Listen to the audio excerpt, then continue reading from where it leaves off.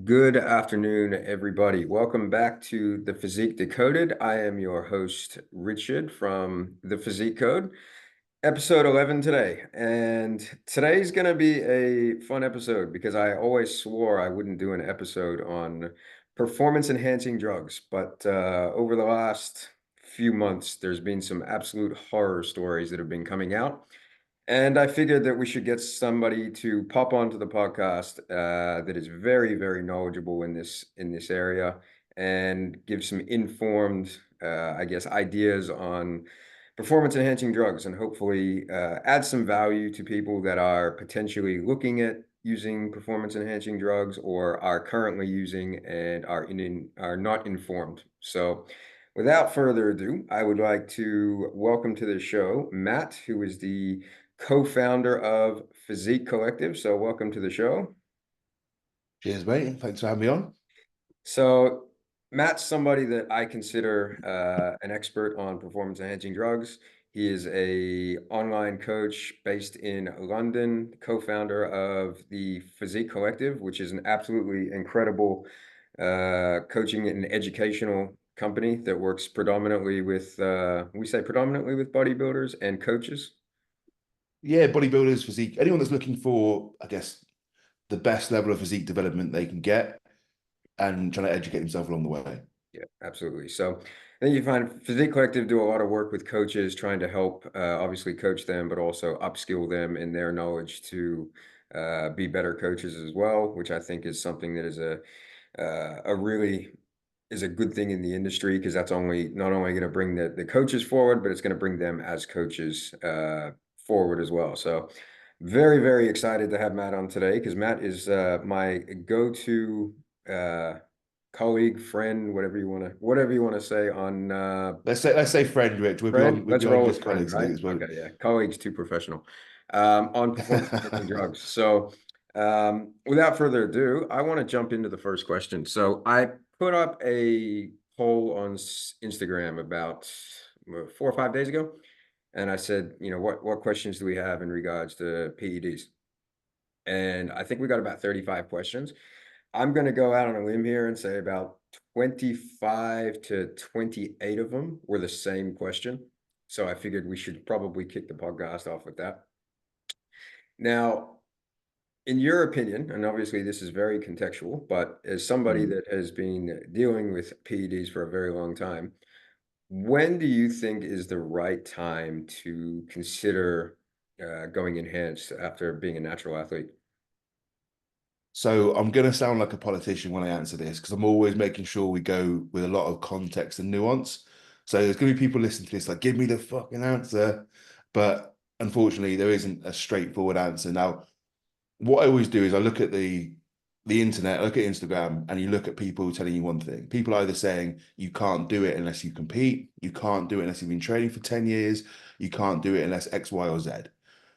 And I always think that sounds very gatekeepery, like very gatekeepering, because you're saying you've got to do this, my predetermined arbitrary set point, before you do something which is your subjective choice. And to me, that never feels very good. My advice to anyone is always just make sure that you're informed to make that decision. And that decision is going to look different for everyone. So let's say you've got someone and they're a competitive physique athlete, right?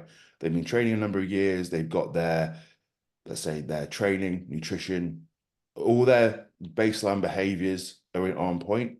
And they say, I want to achieve the highest level of competition and success that I can. And I think for me, that's going to involve taking PEDs. That person has made an informed choice, and hopefully they've got people around them that are saying the right things in terms of these are the things you need to look out for, these are the choices you need to make.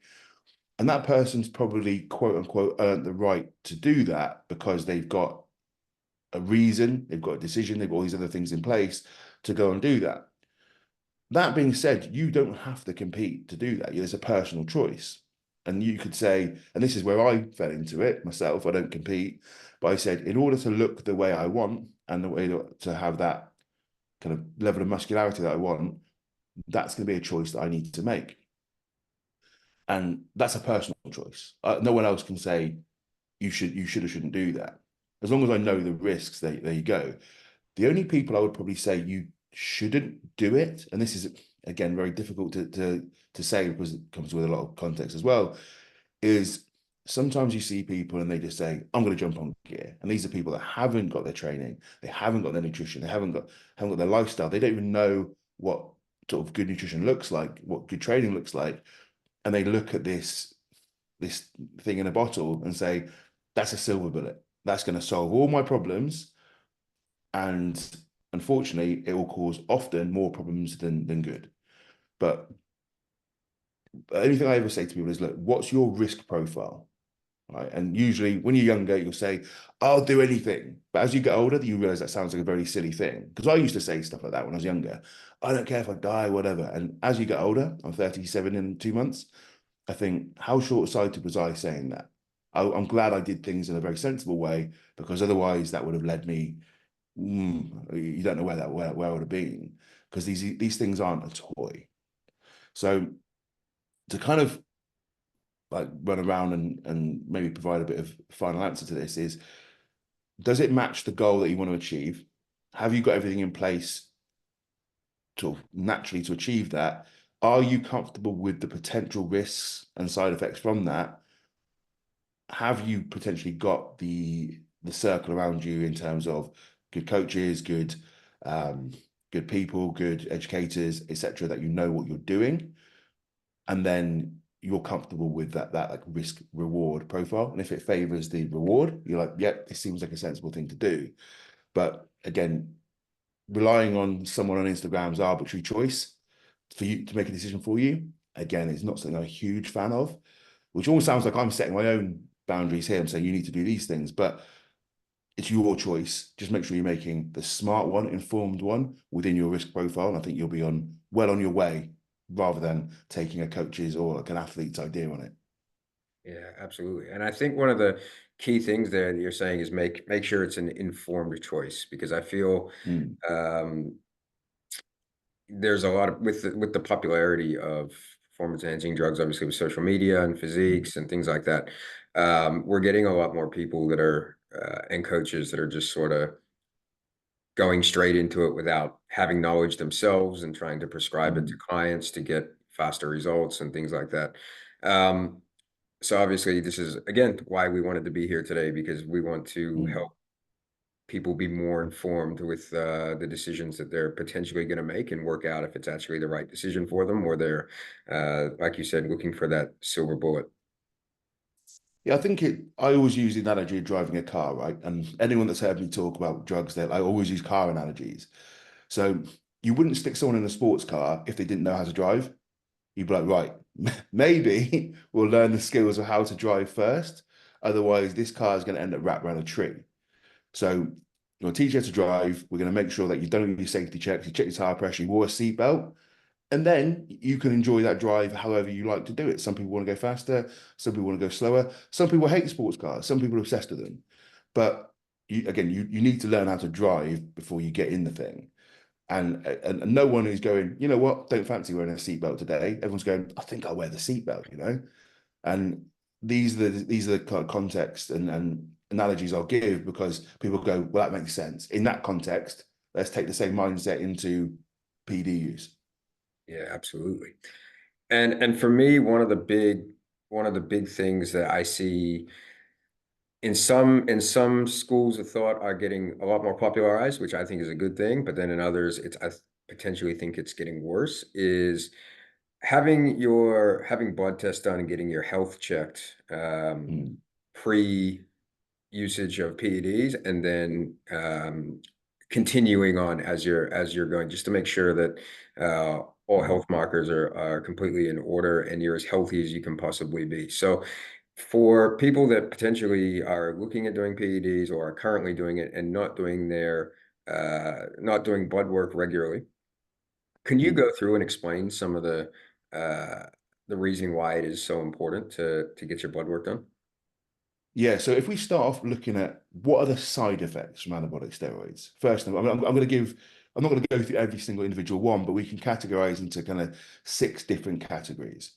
So how it affects your brain, your heart, your liver, your kidneys, your blood, and your vascular system, so like the quality of your blood vessels. And anabolic steroids will impact all those things. So in terms of how it can do that, we can see it can affect your brain or cognitive function. As you get older, you can run into cognitive decline, Alzheimer's type symptoms. No one's going to run into that acutely, but that's an effect. You can have issues with the heart. You can have heart defects. You can have essentially your heart can enlarge. It can grow. It can beat wrong. It can have what's called fibrotic infiltration, where you can essentially get collagen build up in the heart so it doesn't beat properly. You can have kidney failure, liver failure. You can have your blood thicken and clot, so you can get strokes, clots, things like that. And you can also run into endothelial dysfunction alongside some other things like oxidative stress, etc., which can lead to atherosclerosis, plaque buildup at a very young age. So those are kind of the quick list of things that you can run into. So whenever we look at blood work or any test, we want to be looking at as many of those variables as we can. We say these are the risks. We know those are the defined risks within research. Are we managing them as best as possible? So typically what I'll do is ask people to get sort of a full blood cell count. So making sure we're checking things like your hematocrit, essentially how thick your blood is, how predisposed you are at that point in time for it to clot. So really thick blood, not going to move the blood vessels very quickly. It can clot. That's going to cause obviously problems if that runs into a stroke issue, something like that. That's not good times, right? No one's having a great time with that. Then you've got things like looking at your kidney function, your liver function, all of which can be affected. Making sure we're looking at your cholesterol, so your HDL, LDL, along with some other fractions within that, which can determine your atherosclerosis risk, so plaque buildup in the arteries. We want to make sure we're looking at things like your actual baseline hormone level. So everyone's got, men and women, got testosterone, estrogen as a base, like a really simplistic, we want to be checking those and making sure where's our baseline level, because if we ever want to come off, where's our set point to start with? If we haven't got that, people are like, yeah, I need to TRT for life now, and that's obviously a lifetime problem. And then you can't really check for brain stuff that comes in with other discussions. But for the most part, those are kind of the ones I would look at. Maybe look at your thyroid, because it can get affected within the whole performance enhancing drug sphere. But for the most part, those would be kind of the main things I would look at. And then you can look at total markers of inflammation, that sort of thing. But as a baseline, getting your blood work done isn't particularly expensive. It has a cost, but it's also, people say, oh, it's expensive. And my answer is usually, how much does your health matter to you then? And that sounds really flippant and almost like I'm pointing the finger, but it's to make them aware, like, well, does your health not matter? Because you can run into these problems. And unless we're, I don't know, thinking about that ahead of time, we're almost letting it happen rather than managing it. Yeah, absolutely. And so how often do you recommend for people to be getting regular blood work checkups when they're using PEDs?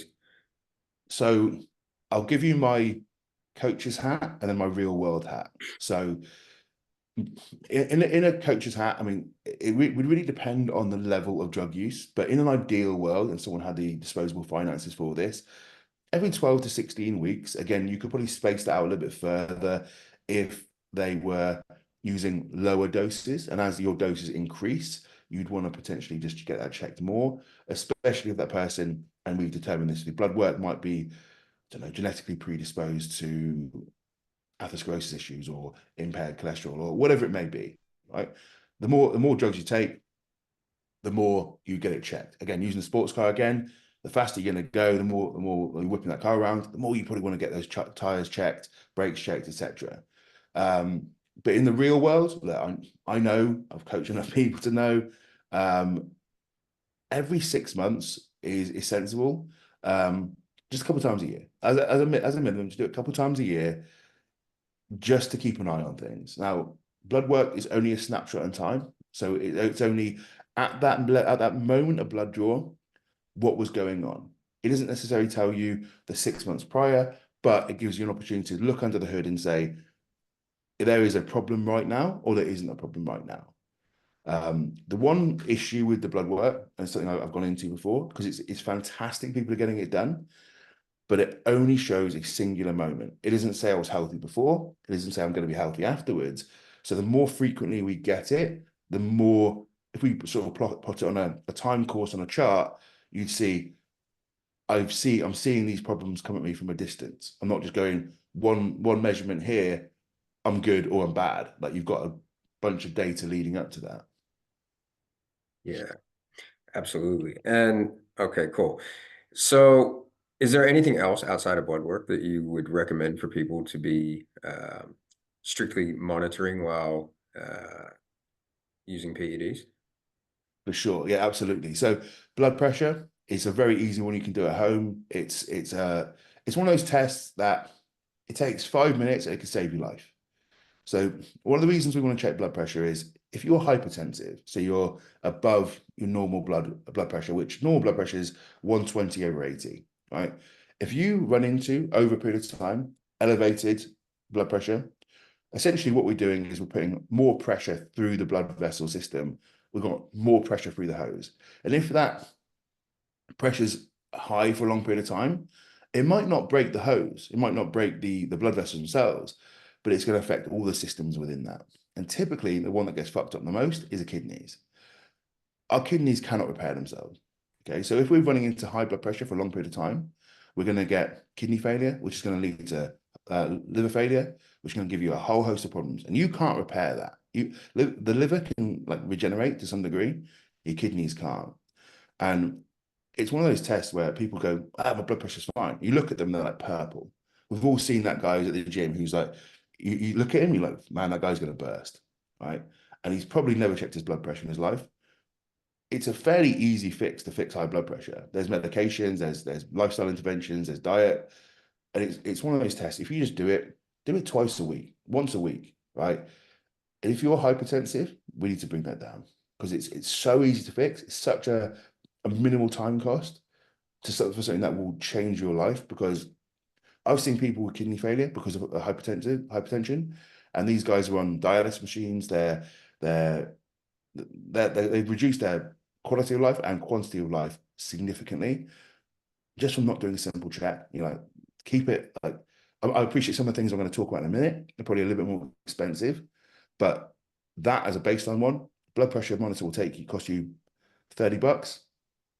Keep it in your house. I've got one by my desk right now. Excuse me. Just get it checked. And then as you kind of other tests we want to potentially be looking at, I'd always recommend someone get an echocardiogram.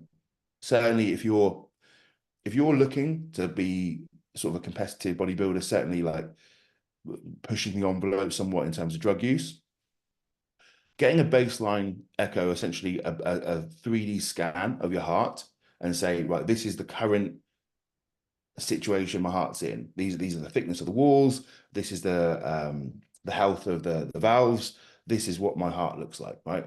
Because taking anabolics, your heart will potentially run into problems. It will potentially grow. It will potentially run into what's called cardiomyopathy, where it can either grow and get thinner, grow and get thicker, both which leads to their own set of problems. Similar to how your heart would grow as an athlete, right? You get athlete's heart gets bigger, it's a muscle. It can grow, but it can grow non-uniformly as a PD user. And I was actually at the University of Liverpool, John Moores, which they're doing some cardiac research in anabolic users. And it's quite interesting to see all the data they're going in. I was there this week. But what an echo does from a baseline perspective is it says, have I got any abnormalities in my heart as well? So imagine you've got a valve defect where your heart can't pump properly, or you've got an underlying problem that you didn't know about, and all of a sudden you start pushing anabolics, you start pushing stimulants, you start pushing other esoteric PEDs. There's nothing saying you're not going to drop dead. Now, I'm not trying to scare everyone. It's quite a rare thing, but like if you don't know, you don't know.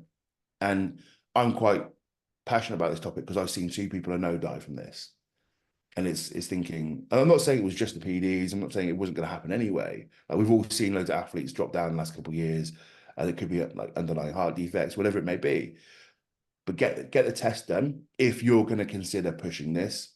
Even if it's once every year, once every 2 years, it's worth just seeing, is the morphology, like is the shape and structure of my heart changing over time? Because if it is, and it's becoming a negative, that's another thing you say, is this worth it for me? It's more, the more informed we've got these tests, the better you're informed you are to make a decision. So I speak on a personal level. I ran into atrial fibrillation back in the last year. So my heart essentially had a regular heartbeat. I was in tachycardia, so heart was beating way too fast. And I'm thinking, shit, what have I done? And I've got like 6 years of data of echoes. I've got so much blood work. I think nothing's ever been wrong, right? But my heart's now beating irregularly. I'm obviously fucking scared. I'm telling myself, right, if there's a problem, I need to stop everything. And I'm not a heavy user by any stretch. But at that point in time, you're thinking, you're questioning your life decisions. But I've got all this data saying I'm probably okay. More scans, I'm okay. I just had a bug. It goes away. It happened, right?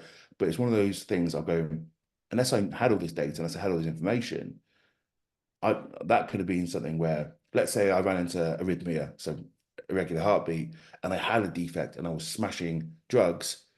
Who knows? That could have been me done. Yeah, it's so good that you're sort of bringing these points up as well, because and by no stretch of the means, we were saying earlier before the podcast, is this is not, we don't want this to be a pro or a con um, Mm. podcast towards PEDs, but we just wanted to bring up some information for people that they might not actually consider. So these are all things that if you're listening to this and you are considering whether it's time for you to start enhancing, or you are enhancing but you haven't done blood work, you've essentially just sort of started, I guess, just pushing drugs. These are all things that potentially you need to potential issues that you can run into. So it is, like you said, I think the best part you said is it's definitely not a toy. Yeah, I think one thing I'm conscious of is sometimes we get tired of the brush of, oh, your health first. And like, well, look, we're everything first. It depends on the athlete, right? So my approach to someone that says I want to go pro or get on an Olympia stage, and I've got athletes that want to do that, right? Our sort of balance is always performance based, but make sure health isn't ignored. And then there's other people which, let's say myself or clients like me, who want to be around maybe a little bit older. It becomes more of a kind of aesthetic alongside health. The balance tips, it's health first. I don't want to come across and everyone be thinking, oh, I'm totally anti anabolic use, because that's quite clearly not the case. I've been using it for a long time myself, and a lot of my, let's say 70% of my athletes use anabolics. But I think there's too much information out there where people are like, oh, trends are toy. Everyone should be taking this and everyone should be taking that. And you're thinking, whilst I love the fact that people are talking about it, it sometimes gets sensationalized, and people are like, oh my God, they view it like a supplement. I take this, it's something like creatine, no side effects. I'm like, well, there's definitely side effects. And the point I'm trying to make here is, again, not trying to scare anyone, not trying to say like don't do it, anything like that, but just be aware of the risks, and then have a comprehensive risk management profile in place, which we can obviously talk about. If you're doing that, you at least set yourself up for success, or at least put yourself in the best possible position, but just be aware of the negatives. Mhm. Again, like anything, there's always a downside. There's no such thing as a free lunch. You know what the negatives are, you can manage it. If you don't know what they are, then you just go in blind. And I think this will be a really good point to bear in mind when we round to the end of the podcast, because I want to talk about risk versus reward, Mm, essentially, which is what I guess all of this will come down to anyway. mm. So that'll be a really good way to sort of round out today. But before we get to that point, there was a couple other things that I just sort of wanted to ask you about. Um, Differences between males and females enhancing, and Yeah, so running the risk, I guess the difference in risks between males and females. okay, so this is obviously it's not necessarily a difficult one to answer, but there becomes a lot more nuance because you're talking about different genders here. So what we've essentially got There's is only two. in let's not get cancelled today, Rich. We're gonna do that, right? This is not the day. But we've got essentially, if we look at men, we've got the risks that we spoke about there, right? So we've got the risks we spoke there. Now, when we look at anabolics, what we've got kind of simplistically, we've got two sides to every drug. You've got the anabolic, like the muscle growth, the kind of what we consider like building lean muscle, building like protein accretion, all that side of things. This is very simplistic, by the way, so no one listening to That's this what we're here come for. at me. And it is essentially we've got the muscle building, anti-catabolic side of things, and what we would consider like the growth side of the drug. And the other side, we've got the androgen side of the drug. And this is what we would consider with masculine features. So body hair, deepening of the voice, like bone structure, all that sort of thing that we would have. And now every drug has got both sides. So if you think about testosterone, and I'm going to use what like the Hirschberger assay, where they essentially compared this has got its flaws, but let's just say it is, you compare the anabolism and the androgenicity of a drug, it's 1-to-1 for testosterone, right? So for every arbitrary unit of anabolism, you're going to get an arbitrary unit of androgenicity. Again, very simplified, so it doesn't work like this, but just bear with me. What we did in kind of research and within the pharmaceutical world is they tried to create drugs that had a lower level of androgenicity, so the lower the masculine characteristics, but kept or had that level of anabolism. Because you want to use it in women, you want to make sure that, for example, you don't want to use a drug like testosterone if you're helping someone recover from injury or burns or things like that, because they're going to essentially develop male characteristics. So we want to make sure that you have the anabolism without the androgenicity. But there's nothing that is completely divorced. So you can't have one that's got 100% anabolism and 0% androgenicity. There's always a factor there. There's drugs which got a different level, but they always have some level. So when we put that into men don't care, right? Because if I develop more facial hair, that's cool. Like I already had it; it wasn't a problem. Like I've already got a fucking snowplow jaw, so it's not going to get any bigger. Well, I hope not, unless I take loads of growth hormone. But that's not going to get any worse. If you're a female and you start to develop deepening of the voice, clitoral enlargement, bone structure changing, essentially transitioning into a male for all intents and purposes, that creates a whole host of problems for you as an individual. So when we look at side effects for men, you've got the box I laid out previously, the 6 problems. And if you get a bit hairier, who gives a shit, right? But when you look at women, you've got that box of problems, which are probably going to be lessened because your dosages aren't going to be as high. But your primary consideration, in my opinion, and what will be the primary consideration of most females, is the loss of their femininity. They're losing that there. And again, we see this time and time again, where people have potentially dabbled a bit too much and they run into that masculinization of their physique. Now, the time course of that, like how long that takes, is going to differ for everyone. Someone could do a small amount of their first ever cycle and they run into, female this is, and they run into voice deepening, or someone could be doing it in a more aggressive manner, not really know what they're doing, and they could do it for a year and not run into any problems. It's kind of a timeline which no one knows where that kind of like invisible wall is, where we can't reverse it. And that's the important part there, is there will be a point you can't reverse it. So let's say you run into voice deepening, that isn't coming back, right? Say you run into clitoral enlargement, there might be a point which is reversible, but there's a point it isn't. Same with the jaw structure.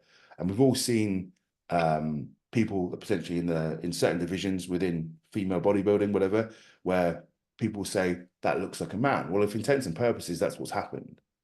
And I'm not casting any ethical judgment on their decision to get there. That's not what that is, but that is a potential side effect of using these drugs for females. Yeah, absolutely. And we had this chat a couple of days ago, just off the podcast, obviously, and you were talking about ways to monitor that, which I thought was really interesting, especially the voice app and things like that. So is that something you can share about Yeah, on for your just sure. ways to So potentially monitor for a female? yeah, so one thing I always encourage them to do is, a lot of these changes are fairly insidious. Like you don't know, you see and hear your body every day. You don't necessarily know you're changing, right? So whenever I get a female who comes in and says, I want to use performance enhancing drugs, and obviously there's another conversation we had just shortly, which I want to cover before we finish this, about anabolics. But if you are going to use anabolics, do some baseline tests similar to the blood work, but on your own physique. So, for example, you can get voice tonality apps. So you can essentially record yourself talking, hear the pitch of your voice, and you can check that over time and see, is my voice deepening? Right? That's a great set of objective data. You can obviously get pictures of your face. And one thing which is going to sound really seedy when I say it, and it's not to send to me or your coach, but take pictures of yourself, as in like take pictures of of essentially your lady area, shall we say? Yep. And God, I sound like my mum when I said like that, but That's probably not a that's the way. bad thing, to be honest. Yeah, take pictures and keep them to yourself and see, like, am I experiencing changes over time? Because you might not have a problem with that. You may have a problem with that. And again, I can't sit here and say that's a good or bad thing to you, but again, there will be parts over time where if you continue drug use, that will be irreversible. So just keeping a track of these things, keep a folder on your laptop or whatever it looks like, and just track these things. And see if you're comfortable with the changes or you're uncomfortable with the changes. Absolutely. And I thought that's a really important point to make, because I think, like you were saying earlier with the blood pressure and things like that, these are all very easy tests that you can do by yourself. Blood pressure, photos, the voice toners, things like that, very cost effective, but at the end of the day, they could end up essentially at the furthest part saving your life. And on a very lesser but still very big note is saving femininity, your femininity. Yeah, Femininity. yeah, tongue twist, but J- yeah, definitely. just something I want to touch on there, which is I think is an important note, is quite often you see in maybe like bikini athletes or even just people that have seen someone on social media, is they think the first thing you should do as a female is take an anabolic. Let's say, oh, I'll take Anavar. Yep. And Anavar is one of those drugs that's deemed as like quote unquote female friendly. And it, again, what we have to understand is with any anabolic, there's no free lunch, right? There's going to be a level of androgenicity that comes with that. So my advice, and again, I always say this is advice. It's not saying this is what you should do, but my advice is always, if you're going to explore the PD route, first go into it without the drugs that are going to affect you on a hormonal, like androgen level. So if I was going to list out a bunch of drugs that you could take before anabolics even come on the table, which are going to have an like improvement to your physique, there would be things like telmisartan, metformin. Again, these aren't anabolics or anything like that. They're not going to massively improve your growth, but they will keep you leaner and off season, and they will potentially help your metabolism, to quote a better, to quote unquote. It's not quite how it works, but again, I'm trying to keep it simple. You've got things like growth hormone, potentially use of insulin, potentially use of clenbuterol, thyroid hormones. You've also got things like injectable carnitine, potentially like ostarine comes on the table. You've got things available to you, right?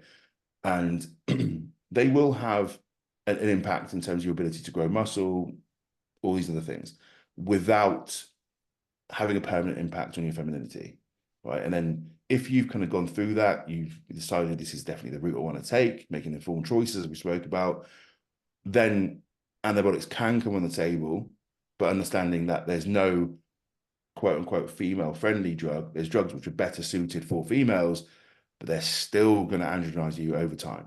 So that's kind of the point I wanted to make, is people seem to, first thing to do is reach for the Anavar. So well, actually there's a whole bunch of other stuff we could use before we even got to that point, which will yield you some benefits without the massive consequences that Anavar or any antibiotic could bring. Would you agree in terms of the Anavar that I think a lot of people will use it as a baseline entry because it's an oral, and it's a little, you don't have to worry about the use of like needles and injecting yourself, Yeah, things like that, and it's just a little bit sort of, I don't know the word, it's friendlier to use, like yeah. to consume than what some of the other drugs might be, regardless of um, how effective one or how harmful one might be compared to another. For sure. I mean, let's look at this from both sides. So with men, you see it a lot of time. Can I do an all only cycle? And so TLDR, too long didn't read. The reason we want a testosterone base is for conversion to estrogen and DHT. Like the estrogen and DHT get like a bad rep, but we need them for health, right? There's a reason our body, like as males, we get testosterone, it converts to estrogen and DHT. There's a reason we need that. It's good for, I mean, brain health, bone health, fat loss, sexual function, DHT the same. These are good things, right? And we know it's bad because when we remove it, bad shit happens. So, and people always think, oh, it's going to affect my sex drive. It's actually like you need estrogen for that. It's like a great thing. Obviously, too much is a bad thing, but too little is also a bad thing. So when we take an oral only cycle, most of the time people are taking something like Anavar, which is a DHT derivative. That doesn't convert to estrogen and DHT. It can't. So you're not getting those things. So what you're doing is you're shutting your body's natural production down. Not a good thing necessarily, but you're not replacing with anything that's going to help.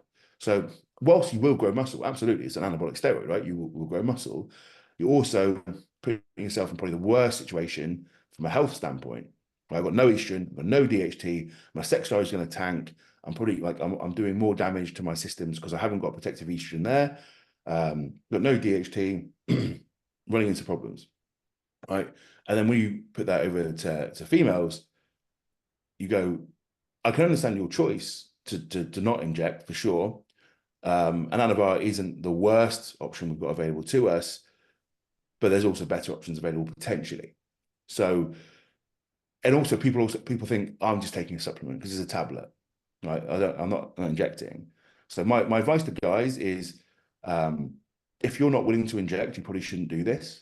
And that sounds really flippant statement, but it's not meant to be. It's just thinking like, unless you're willing to pay the cost of like doing this properly, again, quote unquote, by injecting, by having sufficient amount of estrogen, DHT, this probably isn't a route you want to go down because you're going to run into more health complications than you need to by just trying to do an oral only cycle. And for females, just because it looks easy to do, like I'll just take this tablet and I get gains, it doesn't also mean that's not going to come with its whole host of side effects. But listen, I completely fucking get it. Like, do I want to inject myself? Absolutely not. Like, if someone said, take this pill and you're going to get all the gains in the world, I'd do it. But it's knowing that pill isn't, again, it's not a silver bullet. It's not going to solve all your problems and have no side effects. It's actually going to run into a lot of other issues, which potentially people haven't considered off the bat.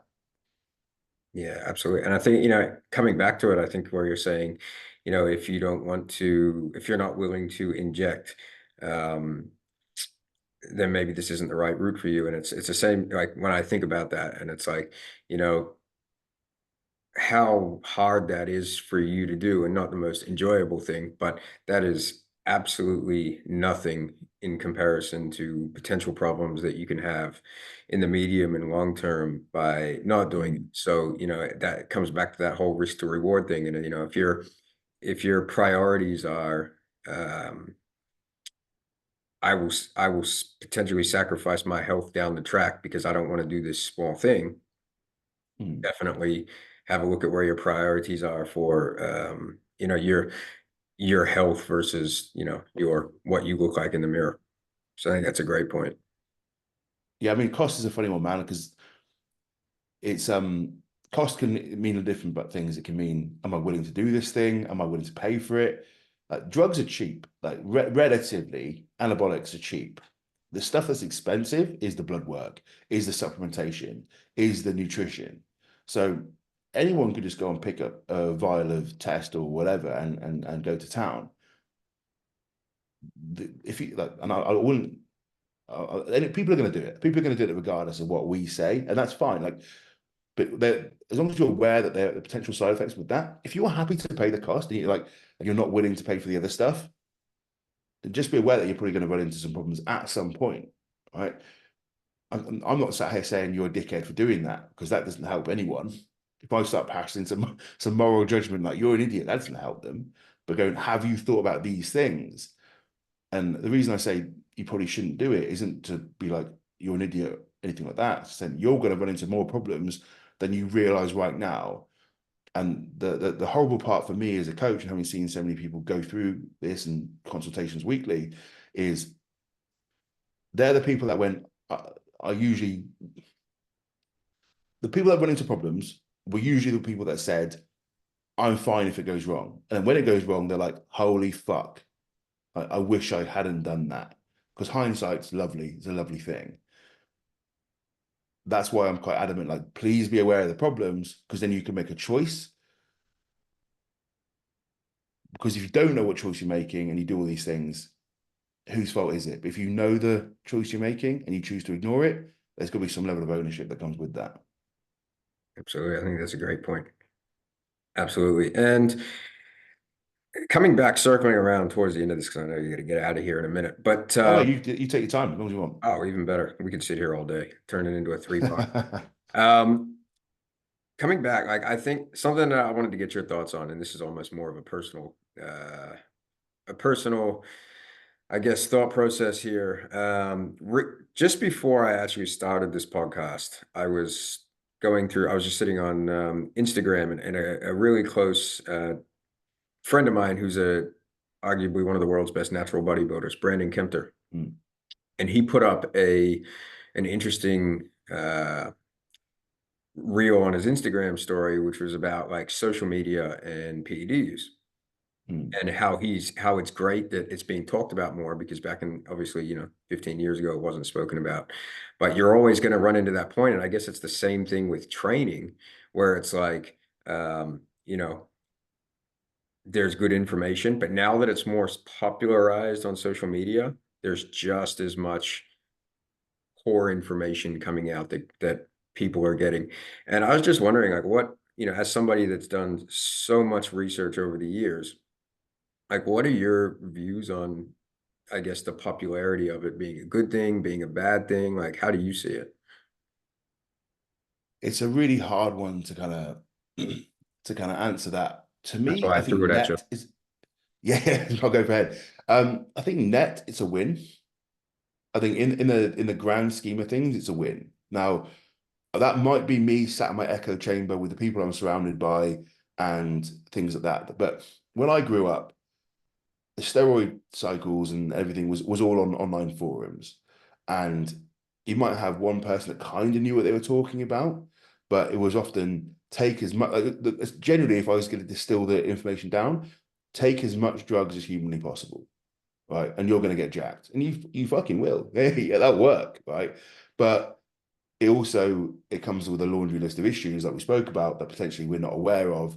And we've only kind of really dug out in maybe the last 10 years of kind of people diving into it, people much smarter than me, sort of digging out our research and making it available for people to kind of uptake and absorb.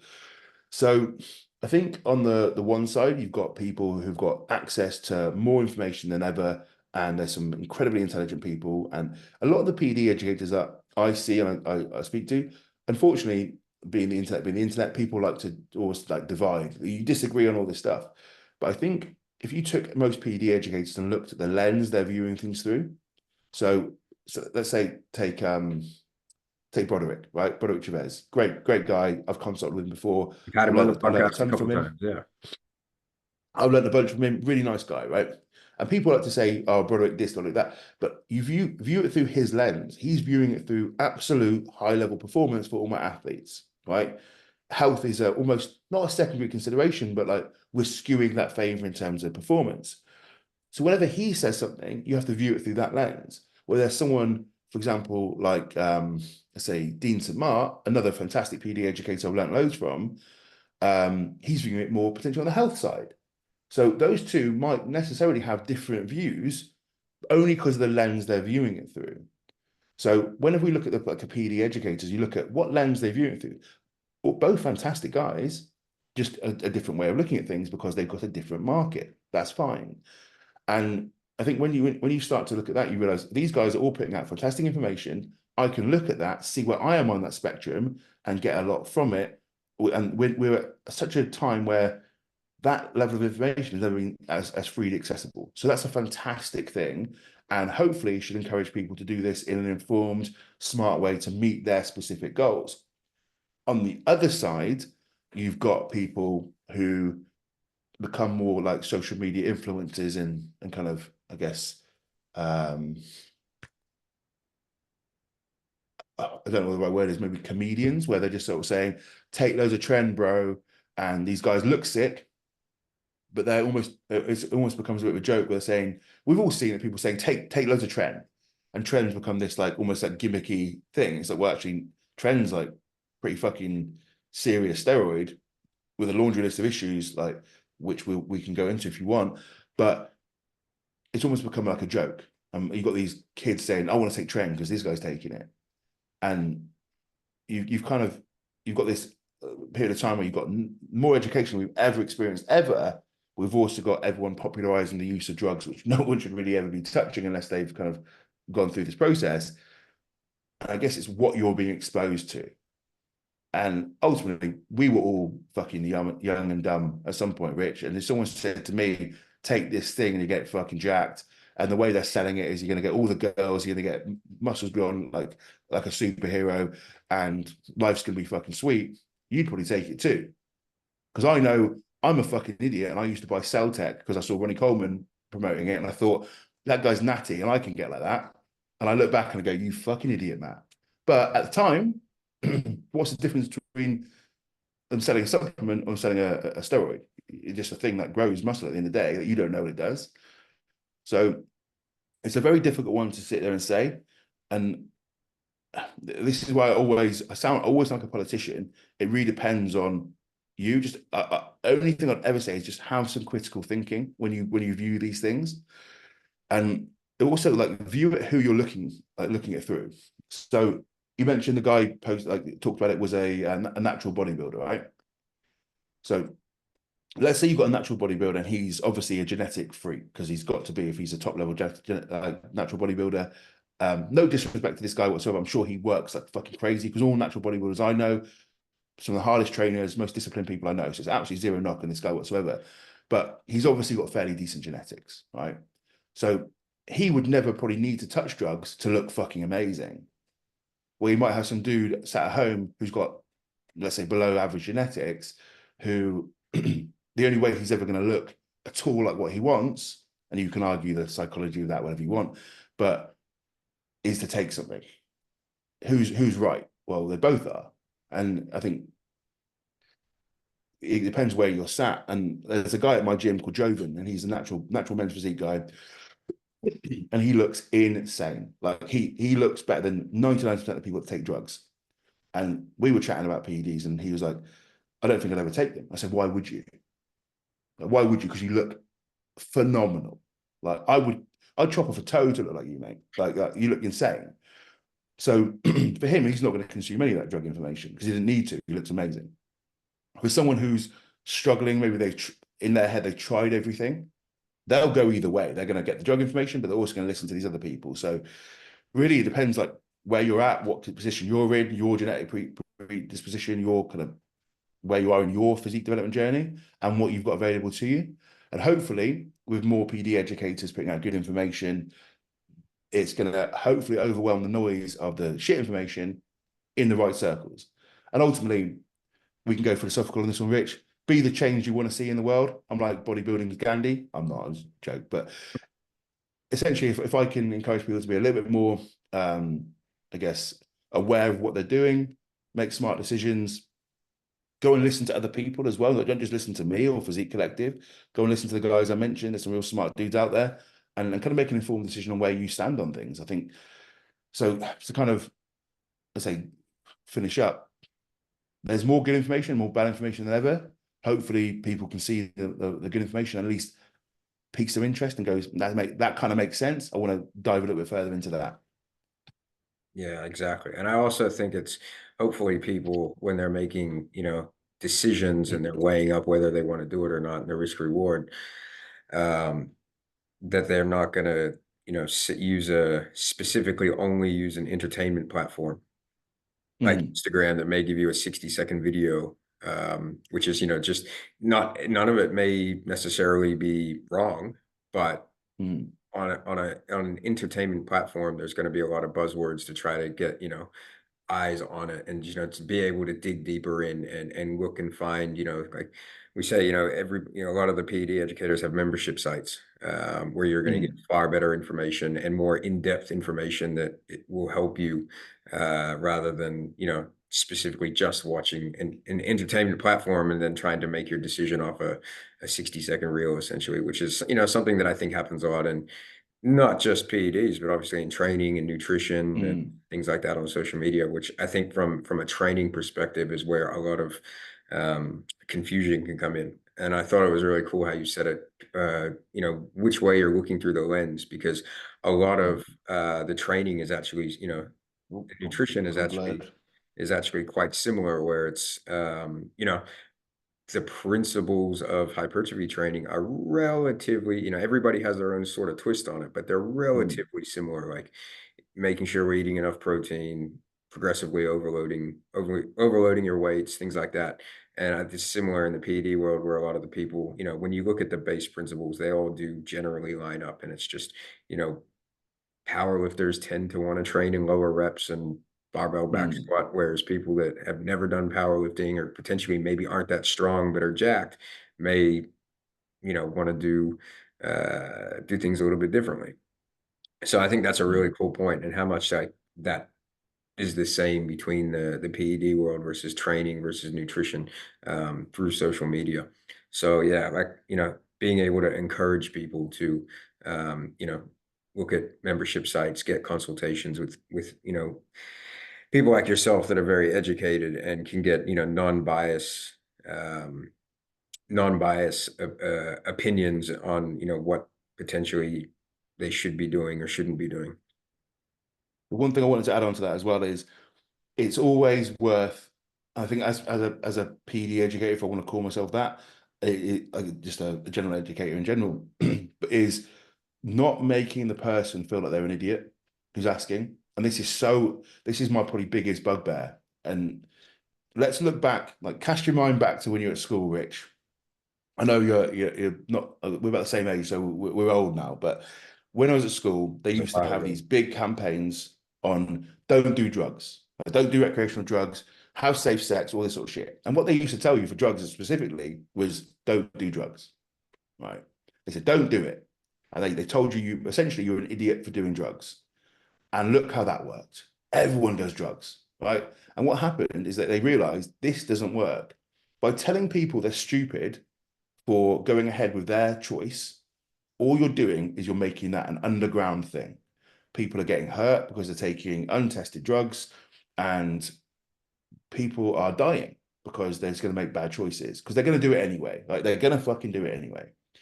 It's the same for PEDs. What happened a long time is people just went around and said, "You're an idiot for taking PEDs." And of course, what happens is people go to the forums, they go to their mate in the gym, and they don't tell anyone. They're not telling people they're going to take steroids because people will just tell them they're an idiot. They don't want. No one wants to get told they're an idiot, especially like a young guy or girl. So they end up doing things in secret, and then they run into problems, and that's where the shit happens. What we can do as people who are in the space and coaches is encourage an open discussion. Now, I'm not saying we don't sit there and say maybe there's a better way to do it, but the first thing we should be doing is understanding that person and allowing them to make their own choice rather than telling them you should do this or you shouldn't do this. If they have the information to make that choice, similar to how at a festival you can do free drugs testing so that you know the drugs that you're taking are the drugs. These are legal drugs, and people are saying just do it safely. It's exactly what we should be doing as educators. I know I feel a bit cringy calling myself that, but you know what I mean. Is if we're teaching people how to do this in the safest possible way, not safe, safest possible way, we're doing everyone a favor, right? We're not making it a taboo topic. We're not risking people's health because they're keeping it secret. But that requires us at the higher level to encourage this kind of discussion that you and I are having, where people aren't feeling like they have to run away and hide this thing. Because I have to be conscious. Someone will say to me, "Oh, what do you think about this?" And my almost your first reaction is, "Don't do that." But I say, "Why do you want to do it?" Like kind of dive into it a little bit more. Why would you want to do that? Maybe, have you thought about this? And you're again, like the discussion point becomes open. you get a bit of a two-way, you get some buy-in, and maybe they can do something smarter than what they would have done. And that means you're helping people. I think that's a really important point. Yeah, that's an awesome point. I think the relatability there to the music festivals is a really interesting point, actually. So I'm glad you brought that up. And I'm also glad that you brought up about the drug testing, because I Mm, find this to be a very interesting topic, especially within Australia, where we mm, know PEDs maybe aren't always what they say they are. mm. Sure, it happens everywhere, but I think it happens at a little bit of a higher rate in Australia. Um, Yeah. and I know we've spoken about a couple of stories previously about individuals that have maybe thought they were doing something, ended up doing something else, and Mm, had, lifelong issues to deal with from now mm. forward. So keeping in mind with this open conversation of not scaring people and encouraging people to talk about it, what do you recommend? Do you have places that you can say that could potentially help people to test to make sure what they're taking is actually what they're taking and avoid specific issues that could arise from people taking drugs that maybe aren't what they say they are? Yeah. So essentially, whenever we've got a drug, it's impossible without doing a test on it to see what it is. Now, people sometimes say, "Oh, my bloods came back low. For example, my testosterone came back low. Therefore, this gear is bunk." There's so many individual variables that can affect that, like time of injection, how you metabolize it, all these different things that can impact that. And I'm not saying low, like say your test came back at like subclinical and you've been taking dose. There's obviously something going on, right? But let's say it's not as high as you perceived it might be. That doesn't mean it's necessarily underdosed. The only way that you're going to know is this gear underdosed or it is what it says it is do what's called a HPLC test. Essentially, it just says when we run this drug through, I believe it's a mass spectrometer, and they see like what's the actual like, composition of this drug. It's this in it, and it's at this concentration, right? And this is I'm always hesitant when I talk about this because there is a cost associated with it, right? And there's a company called Yanashik. I have absolutely zero affiliation with them. They just do blind HPLC testing. So essentially, you send maybe like a small part of a vial to them. They'll test it. That you don't obviously tell them what it is because that would be silly. But they send it back and say it's this compound at this milligram per mil. There you go, right? And they, it is what it is, and it's a good way of testing it. In the UK, there's a lot of labs that do this on their own kit anyway, just to prove it is what it is. As a kind of a warning story, I had got a female client in Oz, and she was like, "I want to take Primo." Got this Primo. I think it's legit. And I was like, look, just do me a favor. I know there's a cost associated with it. Please get it tested. And obviously, there's a financial implication here. It wasn't necessarily what she wanted to do. And I was like, look, please get it done because more often than not, this will get faked for test. If you're taking the dose that we want to take of Primo and it's test, you're going to essentially be in you're almost like a transgender therapy that type not quite that level dose, but you're not a million miles off, right? And well, it's probably like a quarter of that, but still, what I'm saying is it's not what we think it is. Anyway, got it tested, test prop, and we're thinking, thank God we got that checked, because otherwise, I've seen people that have made this mistake, and now we've got females who have now got to shave. They've developed quite severe masculinization, irreversible, because what they thought they were taking was not what they were taking. And that's a very, very scary place to be, especially from a female perspective. If you think you're taking Primo or Anavar, it could easily be testosterone or Debol. And that is not where you want to be. Yeah, which is a huge factor, I think. Um, and I know Dean McKillop had shared something recently about a similar sort of story. Not to an actual person, but just having drugs tested, and Mm, they didn't.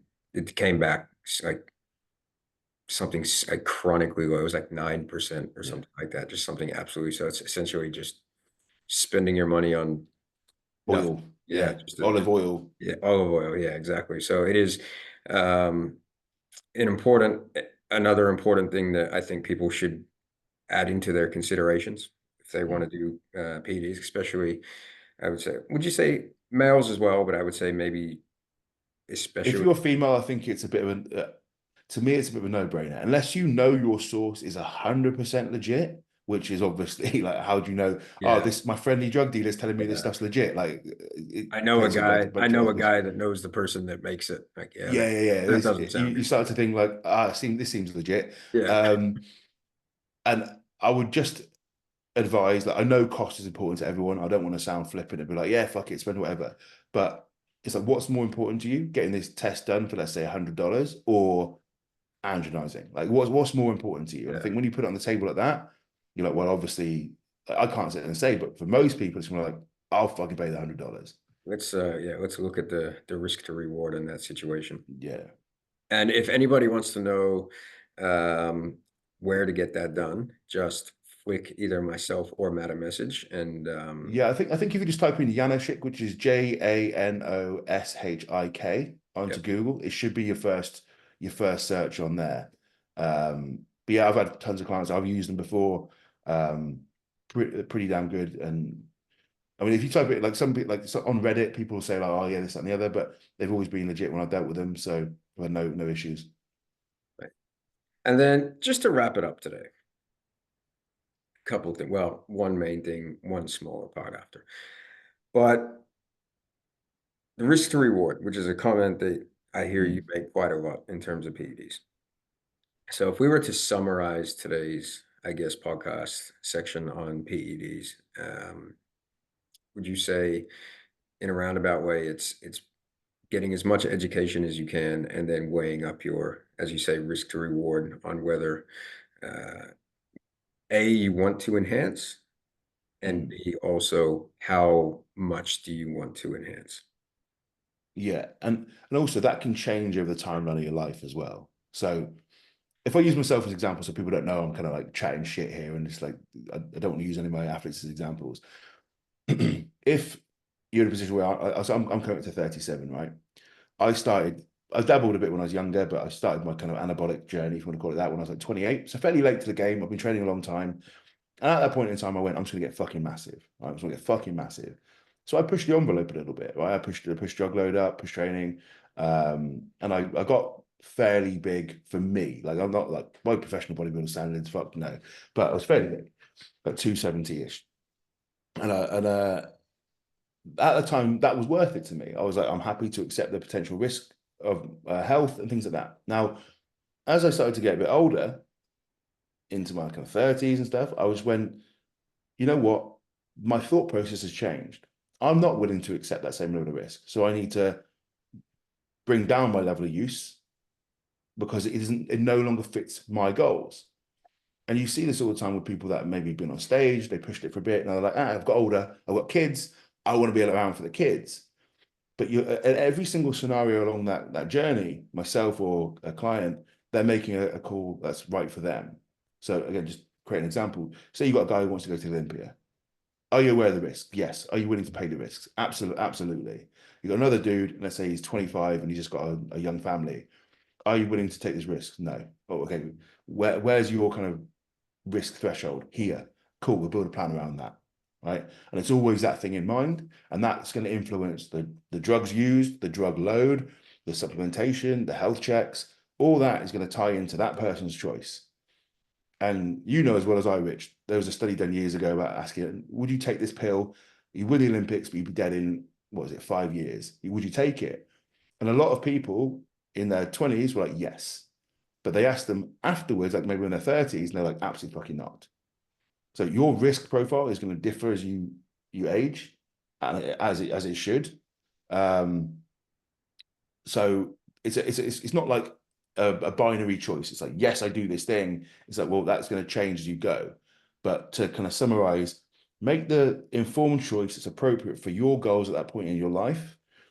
And that's going to influence like I say, the drug load, the drug choice, the health checks, the supplementation, and general lifestyle behaviors. As long as you're doing that, we're good. Yeah, absolutely.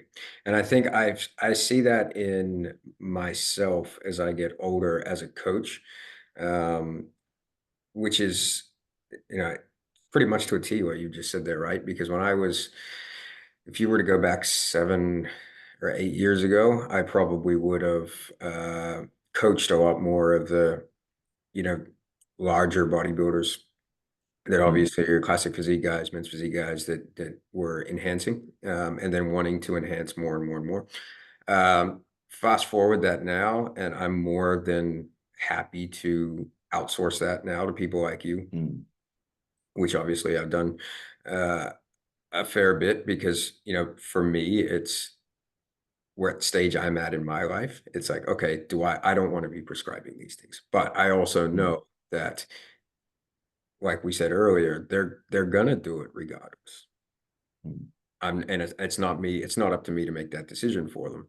So I'm gonna make sure that somebody that, works far more in this field can uh, give them the best possible advice, far better than I can. So I'm more than happy to outsource that. And at the same time, um, I feel, I don't know what, it's weird, but I feel sort of better not, prescribing things maybe Yeah, that yeah. and it's just, and I think it's just now, like when we get to our age a little bit more, like I see people that I grew up with, like my parents' age and things like that, that are, starting to get health complications and Mm, things like that. And then for me, I'm like, oh, do I really want to be prescribing something that could potentially enhance this? Um, when I'm actually seeing people go through some of yeah. those health conditions, and it's like, I know it's going to happen. I just don't want to be the person that's prescribing it, but I'm also, you know, I'm not an idiot that it's going to go, well, I'm not going to sit there and be like, don't do that because this could happen and that Mm, it's completely up to their choice. So it's just, a good thing for me as a coach and getting to that age where I'm like, okay, I'm just going to make sure, I'm going to send them to somebody that can do it very, very well. So I know that my client is in the best hands, but I'm also not going to, you know, I don't want to be that person. you make a really good point, Rich, because I bet the decisions that you make in terms of risk when you're younger, they change as you get older. But you have to be older to view it. Yeah, So when I see guys that come to me, they're 21, I'll do anything. And I go, just temper that a little bit. Because when you're my age, you'll look back at that version of you and you'll think, what was I thinking? And it's like a pension, right? I do If that daily. no one's thinking as an 18-year-old lad, I need to have a pension. But everyone, when they get to my age, is thinking, I wish I started sooner. And it's the same when looking after your health. It's like you've got to have that point in your life to look back on. So I'm not expecting these younger guys to come in because I didn't think like that. I never thought like that when I was that age. I was like, fuck it, whatever happens, happens. Like to the moon, bro.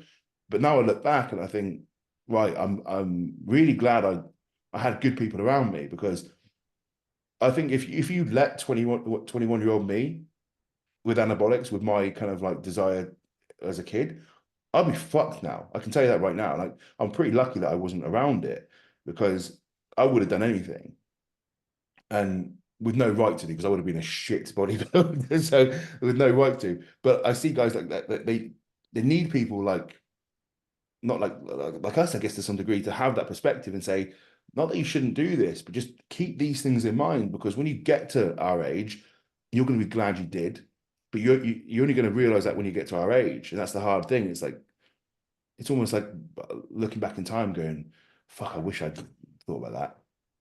That's where we can come in and be like, maybe think about this. Yeah, absolutely. I think it's such an important point. And I think that's like a really good take home message, I guess, for today for coaches as well that are listening to this too with clients. So I think that's a really good point.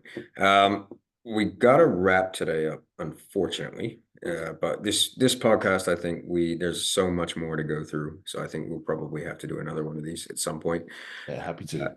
in the season. But so usually at the end of the podcast episodes, it's, where can people find you, whatnot, uh, Yeah, um, you know, plug all your membership sites and everything like that. And I think one point that we will do that, but I think one point that I want to do before that I think is really important is if you are somebody listening to this that is currently doing PEDs, that's listened to this, that's made them go, I should probably look a little bit more into detail.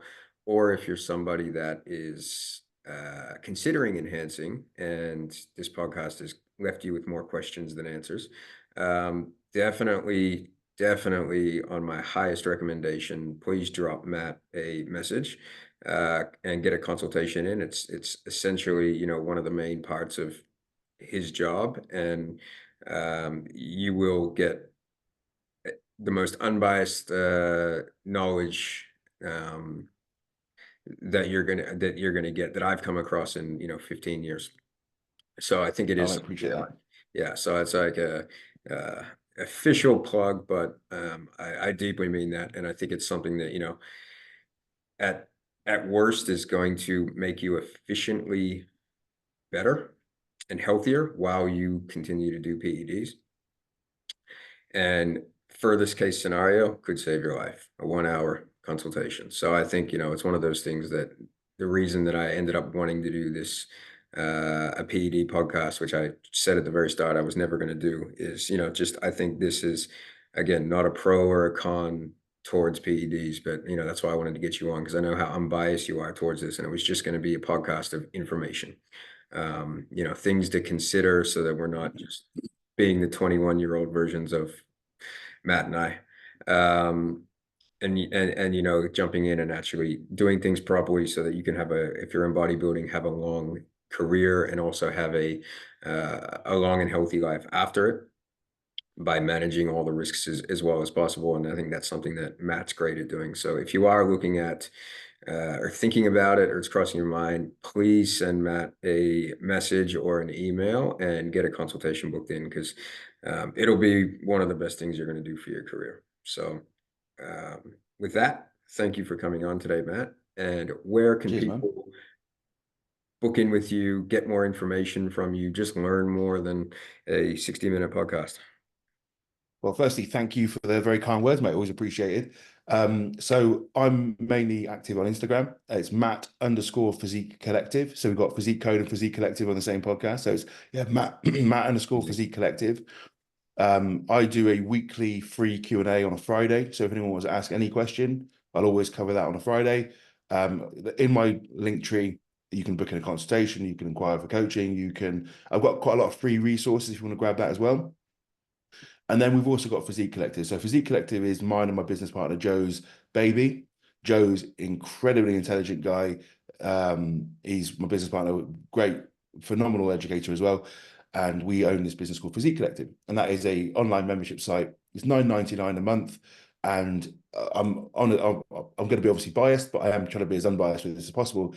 There is no better resource on the internet with regards to certainly PD education, but training and nutrition, etc., for that price. It is honestly, we tried to make it as accessible as we could for everyone.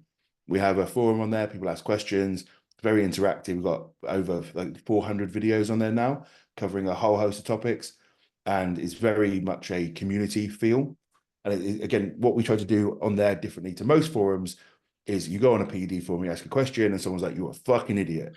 A Physique Collective, it's very much like we'll answer your question, and there is like kind of no stupid questions. And that's something we've really tried to do, is make this very open, inclusive. Like we said before, people are going to do this anyway. Let's treat everyone with respect and make sure they've got that access to that information for a low cost. So that's kind of everything there. I say offer consultations on everything, be it from PED use, how to manage acne from PEDs, anything like that. Yeah, just basically Matt_Physique Collective. You'll find me there. Excellent. So we've got as much unbiased opinions and information as we could today in an hour. Outside of that, we will probably do another podcast episode. And we may go into a few other things a little bit more specifically, depending on, the feedback of this podcast and what people want to know, the Q&As. Outside of that, you've got all the information from Matt and from Physique Collective to jump in and get more information, more free resources. Until then, we will leave you guys, and we thank you if you have stayed till the end of this episode. We do appreciate you, and we'll see you next time. Thank you very much.